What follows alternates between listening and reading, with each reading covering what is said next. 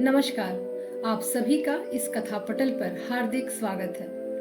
दोस्तों, फणीश्वर नाथ रेणु जी से कौन परिचित नहीं होगा। उनके उपन्यास, उनकी कहानियों से हम सब अच्छी तरह परिचित हैं। उनकी ढेर सारी लोकप्रिय कहानियों में से एक कहानी लाल पान की बेगम मैं आज के अंक में लेकर आई हूँ। ये कहानी है अपने प्रिय के मन को समझ लेने की। ये कहानी है घर गृहस्थी में खुद को रमा देने वाले स्त्री के मन की, छोटी छोटी इच्छाओं की, खुशियों की, दो पल परिवार के साथ हंसी खुशी बिता लेने की चाहत की। कहानी की नायिका थोड़ी नाराज है। आखिर उसने मांगा ही क्या था। एक पति बच्चों के साथ बैलगाड़ी में बैठकर मेला देखने की ही तो बात की थी, और अपनी इस छोटी सी इच्छा को भी पूरी होती ना देखकर वह उदास, थोड़ी अनमनी सी हो जाती है। लगता है कि बच्चे पति किसी को उसकी जरा भी परवाह नहीं। आखिर वह है ही क्या। पर ऐसा क्या होता है कि पति से रूठी पत्नी, बच्चों को डांटने फटकारने वाली माँ, पड़ोसियों से खिन्न होने वाली इस कहानी की नायिका अंततः लाल पान की बेगम बन जाती है। तो आइए सुने रेणु जी की यह गंवई रस की सुंदर सी प्यारी सी कहानी, लाल पान की बेगम। क्यों बिरजू की माँ नाच देखने नहीं जाएगी क्या? बिरजू की माँ शकरकंद उबाल कर बैठी मन ही मन कुढ़ रही थी अपने आंगन में। 7 साल का लड़का बिरजू शकरकंद के बदले तमाचे खाकर आंगन में लोट पोट कर सारी देह में मिट्टी मल रहा था। चंपिया के सिर भी चुड़ैल मंडरा रही है।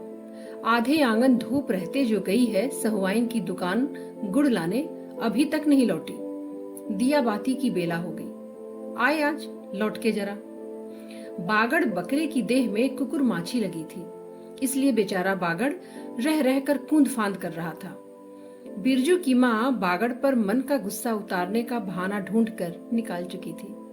पिछवाड़े की मिर्च की फूली गांच बागड़ के सिवा और किसने कलेवा किया होगा। बागड़ को मारने के लिए वह मिट्टी का छोटा ढेला उठा चुकी थी कि पड़ोसन मखनी फुआ की पुकार सुनाई पड़ी। क्यों बिरजू की माँ नाच देखने नहीं जाएगी क्या? बिरजू की माँ के आगे नाथ और पीछे पगहिया ना हो तब न फुआ। गरम गुस्से में बुझी नुकीली बात फुआ की देह में धंस गई। बिरजू की माँ ने हाथ के ढेले को पास ही फेंक दिया। बेचारे बागड़ को कुकुरमाछी परेशान कर रही है। आहा! बिरजू ने लेटे ही लेटे बागड़ को एक डंडा लगा दिया। बिरजू की माँ की इच्छा हुई कि जाकर उसी डंडे से बिरजू का भूत भगा दे, किंतु नीम के पास खड़ी पनभरनिनों की खिलखिलाहट सुनकर रुक गई। बोली, ठहर, तेरे बप्पा ने बड़ा हाथ छुट्टा बना दिया है तुझे। बड़ा हाथ चलता है लोगों पर। ठहर। मखनी फुआ नीम के पास झुकी कमर से घड़ा उतार कर पानी भरकर लौटती पनभरनियों में बिरजू की माँ की बहकी हुई बात का इंसाफ करा रही थी। जरा देखो तो इस बिरजू की माँ को। 4 मन पाट का पैसा क्या हुआ है, धरती पर पांव ही नहीं पड़ते। खुद अपने मुंह से 8 दिन पहले से ही गांव की गली गली में बोलती फिरी है। हाँ, इस बार बिरजू के बप्पा ने कहा है बैलगाड़ी पर बैठा कर बलरामपुर का नाच दिखा लाऊंगा। बैल अब अपने घर है तो 1000 गाड़ी मंगनी मिल जाएगी। सो मैंने अभी टोक दिया। नाच देखने वाली सब तो औन पौन कर तैयार हो रही हैं, रसोई पानी कर रहे हैं। मेरे मुंह में आग लगे। क्यों मैं टोकने गई? सुनती हो क्या जवाब दिया बिरजू की माँ ने? मखनी फुआ ने अपने पोपले मुंह के होठों को एक और मोड़कर ऐंठती हुई बोली निकाली। अरे हाँ, बिरजू की मैया के आगे नाथ और पीछे पगहिया ना हो तब ना। जंगी की पतोहू बिरजू की माँ से नहीं डरती। वह जरा गला खोल कर ही कहती है, फुआ, सर्वे सेटलमेंट के हाकिम के बासा पर फूल छाप किनारी वाली साड़ी पहन के तू भी भंटा की भेंटी चढ़ाती तो तुम्हारे नाम से भी 2-3 बीघा धनहर जमीन का पर्चा कट जाता। फिर तुम्हारे घर भी आज 10 मन सोना बंक पाट होता, जोड़ा बैल खरीदता, फिर आगे नाथ और पीछे सैकड़ों पगहिया झूलती। जंगी की पतोहू मुंहजोर है। रेलवे स्टेशन के पास की लड़की है, 3 ही महीने हुए गौने की नई बहू होकर आई है और सारे कुर्मा टोली की सभी झगड़ालू सासों से एक आध मोर्चा ले चुकी है। उसका ससुर जंगी दागी चोर है, उसका खसम रंगी कुर्मा टोलों का नामी लठैत, इसलिए हमेशा सींग खुजाती फिरती जंगी की पतोहू। बिरजू की माँ के आंगन में जंगी की पतोहू का गला खोल बोली गुलेल की गोदियों की तरह दंदनाती हुई आई थी। बिरजू की माँ ने एक तीखा जवाब खोज कर निकाला, लेकिन मन मसोस कर रह गई। गोबर की ढेरी में कौन ढेला फेंके। जीभ के झाल को गले में उतार कर बिरजू की माँ ने अपनी बेटी चंपिया को आवाज दी, अरे चंपिया, आज लौटे तो तेरी मूड़ी मरोड़ कर चूल्हे में झोंक दूं। दिन दिन बेचाल होती जाती है। गांव में तो अब ठैठर बेस्कोप का गीत गाने वाली पतुरुहा पतुहा सब आने लगी हैं। कहीं बैठ के बाजे ना मुरलिया सीख रही होगी। जंगी की पतोहू ने बिरजू की माँ की बोली का स्वाद लेकर कमर पर घड़े को संभाला और मटक कर बोली, चल दीदिया चल, इस मोहल्ले में तो लाल पान की बेगम बसती हैं। नहीं जानती, दोपहर दिन और चौपहर रात बिजली की बत्ती भक भक कर जलती है। भक भक बिजली बत्ती की बात सुनकर न जाने क्यों सभी खिलखिलाकर हंस पड़ी। फुआ की टूटी हुई दंत पंक्तियों के बीच से एक मीठी गाली निकली, शैतान की नानी। बिरजू की मां पर आंखों पर मानो किसी ने तेज टार्च की रोशनी डालकर चौंधिया दिया। भक भक बिजली बत्ती। 3 साल पहले सर्वे कैंप के बाद गांव की जलन डाही औरतों ने एक कहानी गढ़ के फैलाई थी। चंपिया की मां के आंगन में रात भर बिजली बत्ती भुक भुकाती थी। चंपिया की मां के आंगन में नाक वाले जूते की छाप घोड़े की टाप की तरह। जलो जलो और जलो। चंपिया की मां के आंगन में चांदी जैसे पाट सूखते देखकर जलने वाली सब औरतें खलिहान पर सुनौली धान के बोझों को देखकर बैगन का भुरता हो जाएंगी। मिट्टी के बर्तन से टपकते हुए छोवा गुड़ को उंगलियों से चाटती हुई चंपिया आई और मां के तमाचे खाकर चीख पड़ी, मुझे क्यों मारती है? सहुआइन जल्दी से सौदा ही नहीं देती। सहुआइन जल्दी सौदा नहीं देती कि नानी एक सहुआइन की दुकान पर मोती झरते हैं जो जड़ गाड़ कर वहीं बैठी हुई थी। बोल, गले पे लात देकर कल्ला तोड़ दूंगी। हर जाई जो फिर कभी बाजे न मुरलिया गाते सुना। चाल सीखने जाती है ट्यूशन की छोकरियों से। बिरजू की मां ने चुप होकर अपनी आवाज अंदाजी कि उसकी बात जंगी के झोपड़े तक साफ साफ पहुंच गई होगी। बिरजू बीती हुई बातों को भूलकर उठ खड़ा हुआ था और धूल झाड़ते हुए बर्तन से टपकते गुड़ को ललचाई निगाह से देखने लगा था। दीदी के साथ वह भी दुकान जाता तो दीदी उसे भी गुड़ चटाती। जरूर वह शकरकंद के लोभ में रहा और मांगने पर मां ने शकरकंद के बदले, ए मैया, एक उंगली गुड़ दे दे। बिरजू ने तलहथी फैलाई, देना मैया, एक रत्ती भर। एक रत्ती क्यों? उठा के बर्तन फेंकाती हूँ पिछवाड़े में, जाके चाटना, नहीं बनेगी मीठी रोटी। मीठी रोटी खाने का मुंह होता है। बिरजू की मां ने उबले शकरकंद का सूप रोती हुई चंपिया के सामने रखते हुए कहा, बैठ के छिलके उतार, नहीं तो अभी। 10 साल की चंपिया जानती है शकरकंद छीलते समय कम से कम 12 बार माँ उसे बाल पकड़कर झकझोरेगी, छोटी छोटी खोट निकालकर गालियां देगी। पांव फैला के क्यों बैठी है इस तरह बेलज। चंपिया माँ के गुस्से को जानती है। बिरजू ने इस मौके पर थोड़ी सी खुशामद करके देखा, मैया, मैं भी बैठकर शकरकंद छीलूं? नहीं, माँ ने झिड़की दी, एक शकरकंद छीलेगा और 3 पेट में। जाके सिद्धू की बहू से कहो 1 घंटे के लिए कढ़ाई मांग कर ले गई तो फिर लौटाने का नाम नहीं। जा जा जल्दी। मुंह लटकाकर आंगन से निकलते निकलते बिरजू ने शकरकंद और गुड़ पर निगाहें दौड़ाई। चंपिया ने अपने झबरे केश की ओट से माँ की ओर देखा और नजर बचाकर चुपके से बिरजू की ओर एक शकरकंद फेंक दिया। बिरजू भागा। सूरज भगवान डूब गए, दिया बाती की बेला हो गई, अभी तक गाड़ी। चंपिया बीच में ही बोल उठी, कोयरी टोली में किसी ने गाड़ी नहीं दी मैया। बप्पा बोले माँ से कहना सब ठीक ठाक करके तैयार रहे, मलदहिया टोली के मियाँ जान की गाड़ी लाने जा रहा हूँ। सुनते ही बिरजू की माँ का चेहरा उतर गया। लगा छाते की कमानी उतर गई घोड़े से अचानक। कोयरी टोले में किसी ने गाड़ी मंगनी नहीं दी। तब तो मिल चुकी गाड़ी। जब अपने गांव के लोगों की आंख में पानी नहीं तो मलदहिया टोली के मियाँ जान की गाड़ी का क्या भरोसा। न 3 में न 13 में क्या होगा शकरकंद छीलकर रख दे उठा के। यह मर्द नाच दिखाएगा, बैलगाड़ी पर चढ़कर नाच दिखाने ले जाएगा। चढ़ चुकी बैलगाड़ी पर, देख चुकी जी भर के नाच। पैदल जाने वाली सब पहुंचकर पुरानी हो चुकी हूं। बिरजू छोटी कढ़ाई सिर पर औंधा कर वापस आया। देख दीदिया, मिलिट्री टोपी, इस पर 10 लाठी मारने पे भी कुछ नहीं होता। चंपिया चुपचाप बैठी रही, कुछ बोली नहीं, जरा सी मुस्कुराई भी नहीं। बिरजू ने समझ लिया मैया का गुस्सा अभी उतरा नहीं है पूरे तौर से। मड़ैया के अंदर से बागड़ को बाहर भगाती हुई बिरजू की मां बड़बड़ाई, कल ही पंचकौड़ी कसाई के हवाले करती हूँ राक्षस, तुझे हर चीज में मुंह लगाएगा। चंपिया, बांध दे बागड़ को, खोल दे गले की घंटी। हमेशा टुनुर टुनुर, मुझे जरा नहीं सुहाता है। टुनुर टुनुर सुनते ही बिरजू को सड़क से जाती हुई बैलगाड़ियों की याद हो आई। अभी बबुआन टोली की गाड़ियां नाच देखने जा रही थीं, झुनुर झुनुर बैलों की झुमकी। तुमने सुना? बागड़ के गले से झुमकी खोलती बोली चंपिया। बेसी बकबक ना करो। चंपिया, डाल दे चूल्हे में पानी। बप्पा आवे तो कहना कि अपने उड़न जहाज पर चढ़कर नाच दिखाएं। मुझे नाच देखने का शौक नहीं, मुझे जगइयो मत कोई, मेरा माथा दुख रहा है। मड़ैया के उसारे पर बिरजू ने फिसफिसा के पूछा, क्यों दीदिया, नाच में उड़न जहाज भी उड़ेगा? चटाई पर कथरी ओढ़कर बैठती हुई चंपिया ने बिरजू को चुपचाप अपने पास बैठने का इशारा किया। मुफ्त में मार खाएगा बेचारा। बिरजू ने बहन की कथरी में हिस्सा बांटते हुए चुक्की मुक्की लगाई। जाड़े के समय इस तरह घुटने पर ठुड्डी रखकर चुक्की मिक्की लगाना सीख चुका है।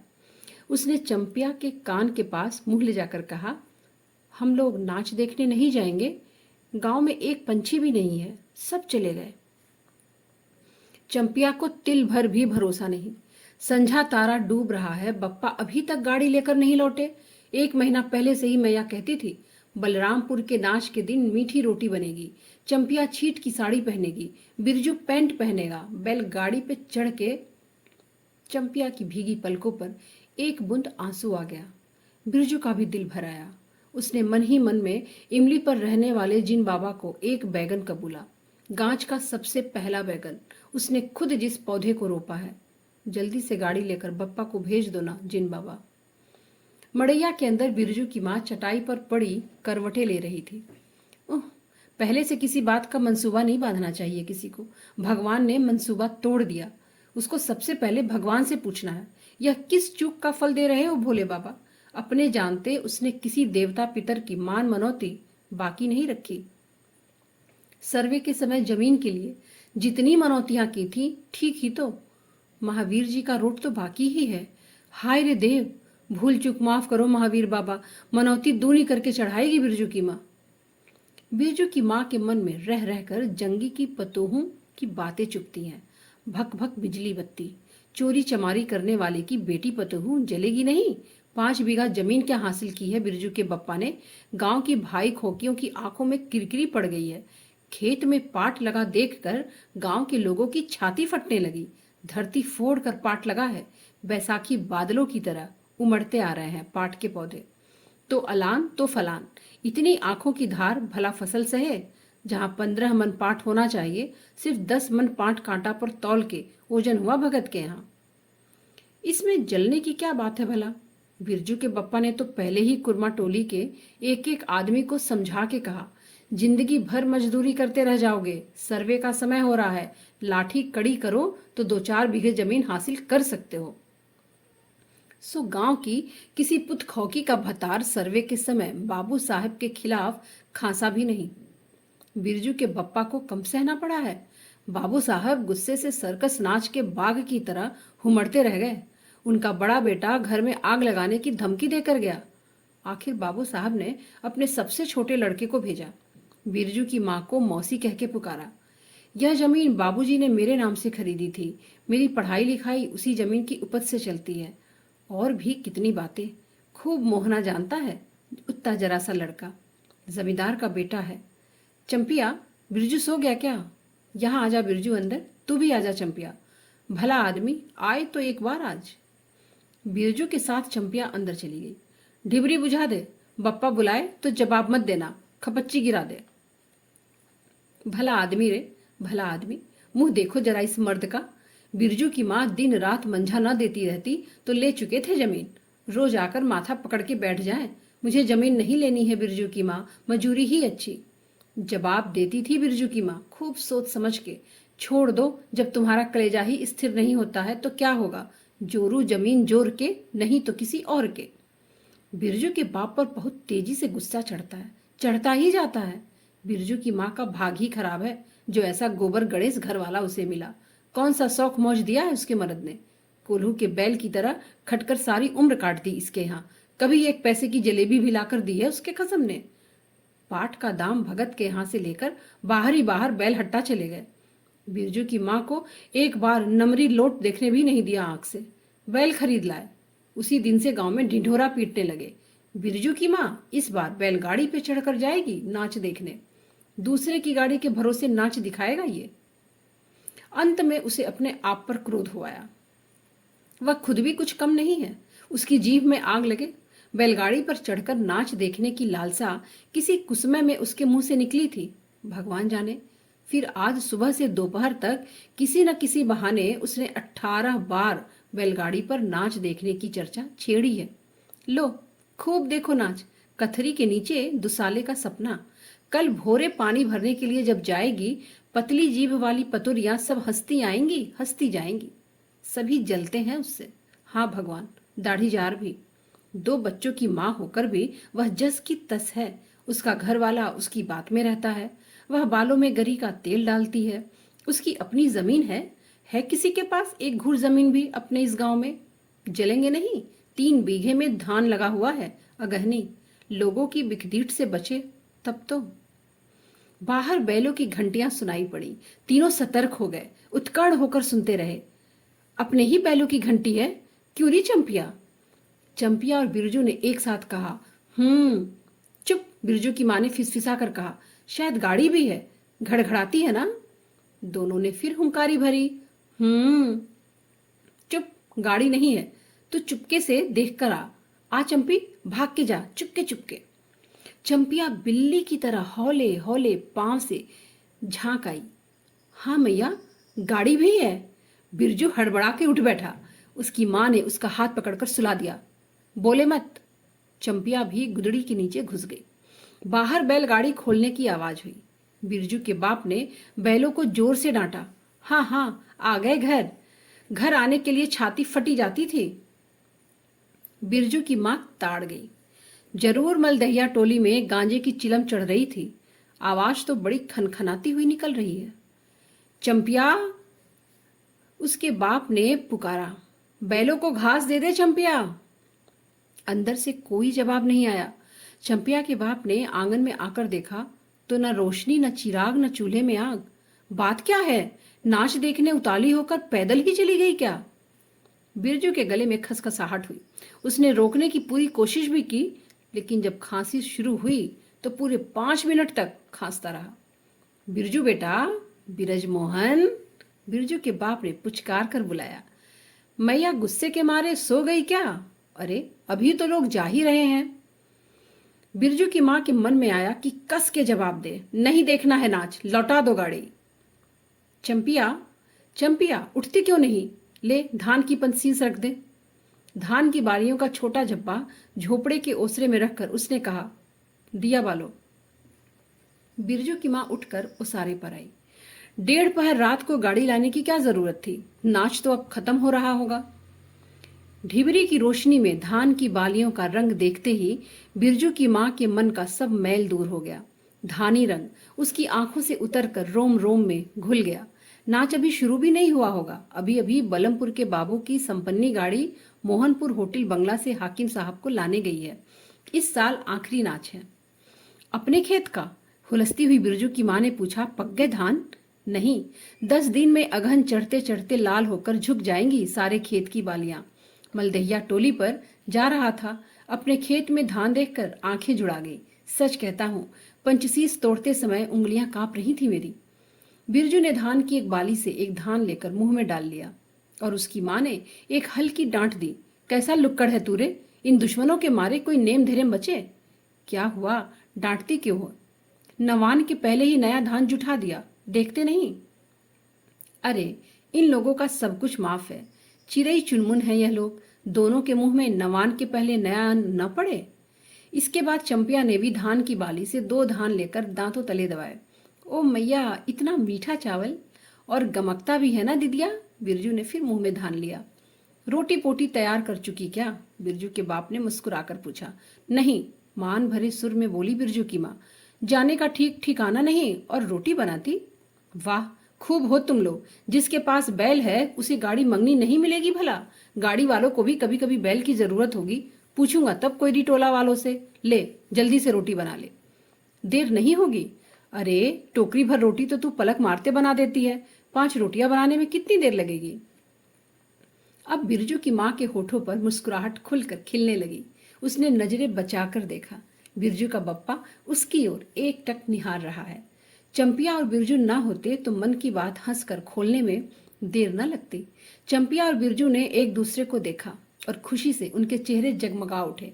मैया बेकार गुस्सा हो रही थी ना?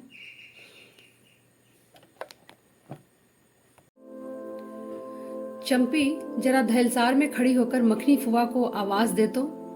ए फुआ, सुनती हो फुआ, मैया बुला रही है। फुआ ने कोई जवाब नहीं दिया, किंतु उसकी बड़बड़ाहट स्पष्ट सुनाई पड़ी। हाँ, अब फुआ को क्यों गुहारती हो?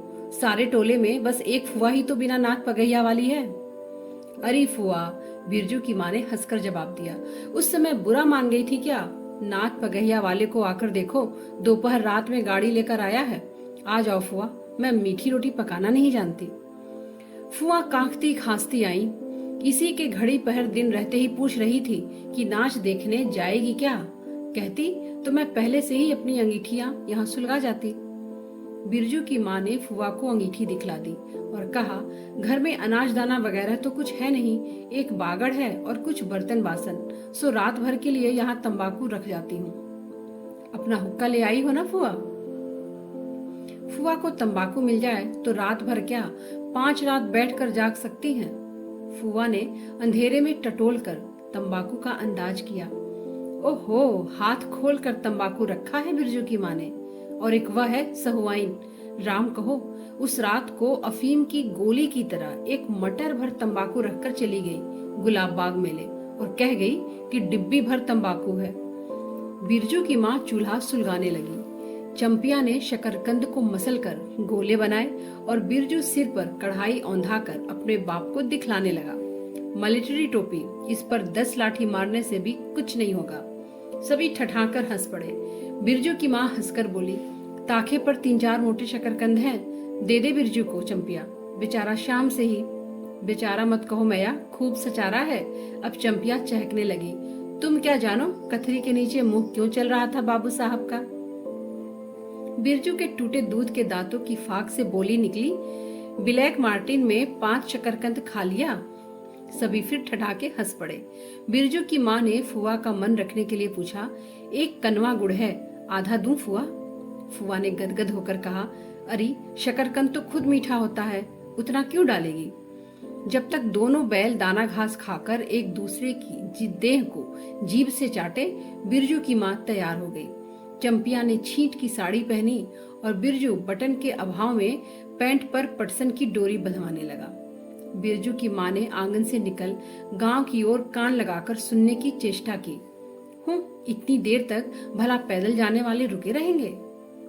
पूर्णिमा का चांद सिर पर आ गया है। बिरजू की माँ ने असली रूपा का मंगटिक्का पहना है आज पहली बार।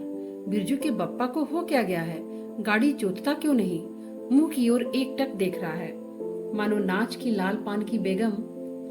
गाड़ी पर बैठते ही बिरजू की माँ की देह में एक अजीब गुदगुदी लगने लगी। उसने बांस की बल्ली को पकड़कर कहा, गाड़ी पर अभी बहुत जगह है, जरा दाहिनी सड़क से गाड़ी हाँकना। बैल जब दौड़ने लगे और पहिया जब चू चू करके घर घर आने लगा तो बिरजू से नहीं रहा गया। उड़न जहाज की तरह उड़ाओ बप्पा। गाड़ी जंगी के पिछवाड़े पहुंची। बिरजू की माँ ने कहा, जरा जंगी से पूछो ना, उसकी पतोहू नाच देखने चली गई क्या? गाड़ी के रुकते ही जंगी के झोपड़े से आती हुई रोने की आवाज स्पष्ट हो गई। बिरजू के बप्पा ने पूछा, अरे जंगी भाई, काहे कन्नरोहट हो रहा है आंगन में? जंगी घूर ताप रहा था। बोला, क्या पूछते हो? रंगी बलरामपुर से लौटा ही नहीं, पतोहिया नाच देखने कैसे जाए? आसरा देखते देखते गांव की सभी औरतें चली गईं। अरे ट्यूशन वाली, तो रोती है काहे? बिरजू की माँ ने पुकार कर कहा, आजा झट से कपड़ा पहनकर, सारी गाड़ी पड़ी हुई है, आजा जल्दी। बगल के झोपड़े से राधे की बेटी सुनरी ने कहा, काकी गाड़ी में जगह है, मैं भी आऊंगी। बांस की झाड़ी के उस पार लरेना खवास का घर है, उसकी बहू भी नहीं गई है। गीलट का झुमकी कड़ा पहनकर झमकती आ रही है। आजा आजा, जो बाकी रह गई है सब आ जाए जल्दी। जंगी की पतोहू, लरेना की बीबी और राधे की बेटी सुनरी तीनों गाड़ी के पास आई। बैल ने पिछला पैर फेंका। बिरजू के बाप ने एक भद्दी गाली दी, साला लताड़ मारकर लंगड़ी बनाएगा पतोहू को। सभी ठठा के हंस पड़े। बिरजू के बाप ने घूंघट में झुकी दोनों पतोहुओं को देखा।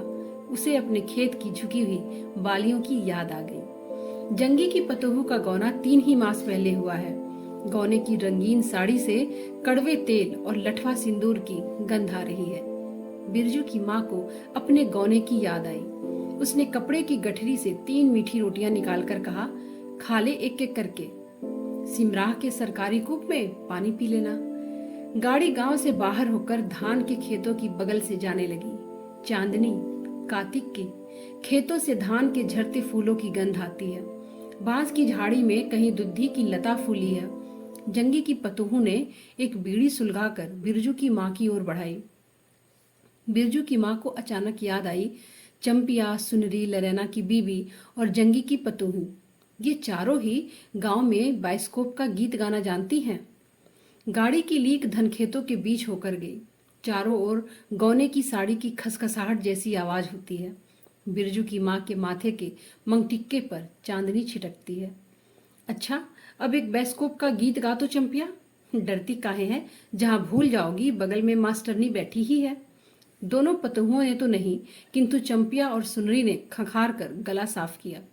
बिरजू के बाप ने बैलों को ललकारा, चल भैया जरा जोर से गा रे चंपिया, नहीं तो मैं बैलों को धीरे धीरे चलने को कहूंगा। जंगी की पतोहू ने चंपिया के कान के पास घूंघट ले जाकर कुछ कहा और चंपिया ने धीमे से शुरू किया, चंदा की चांदनी। बिरजू को गोद में लेकर बैठी उसकी माँ की इच्छा हुई कि वह भी साथ साथ गीत गाए। बिरजू की माँ ने जंगी की पतोहू को देखा, धीरे धीरे गुनगुना रही है वह भी। कितनी प्यारी पतोहू है। गौने की साड़ी से एक खास किस्म की गंध निकलती है। ठीक ही तो कहा है उसने, बिरजू की माँ बेगम है, लाल पान की बेगम। यह तो कोई बुरी बात नहीं। हाँ, वह सचमुच लाल पान की बेगम है। बिरजू की माँ ने अपनी नाक पर दोनों आंखों को केंद्रित करके चेष्टा करके अपने रूप की झांकी ली। लाल साड़ी की झिलमिल किनारी, मंगटिक्का पे चांद। बिरजू की माँ के मन में अब और कोई लालसा नहीं, अब उसे नींद आ रही है। दोस्तों, कहानी कैसी लगी कमेंट बॉक्स में ज़रूर बताइएगा। चैनल को सब्सक्राइब कीजिए, इसे लाइक कीजिए और दोस्तों में शेयर कीजिए। अपना कीमती समय देने के लिए, कहानी सुनने के लिए आप सभी का बहुत बहुत आभार। नमस्कार।